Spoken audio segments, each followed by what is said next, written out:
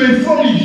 ఇక మీదగా మీ యొక్క పరిచర్యలు పొందబోతున్నాయి. God has not created you to suffer. ఇదిగో మీరు అన్ని విషయాల్లో ఇబ్బంది పడడం దేవుని చిత్తం కాదు.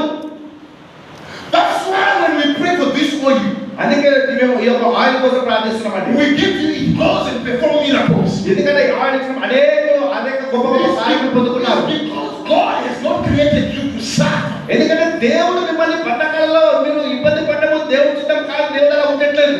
No man was created to suffer. ఇదిగో బాధపడటం దేవుడు క్రియేట్ చేయలేదు. Everything that God created, ఇదిగో దేవుడు సృష్టించిన ప్రతి He మనుషుడు, created you that you may make it. ఇదిగో దేవుడు సృష్టించిన ప్రతి వ్యక్తి కూడా మీరు సంతోషంగా ఉండాలని అనుకుంటున్నాడు. You know, I was listening when he was listening to something in the morning. ఈరోజు మేము ఉదయం ఒక విషయం మేము విన్నామండి. He was listening to Pastor Chef Kishore. మేము ఈరోజు ఉదయం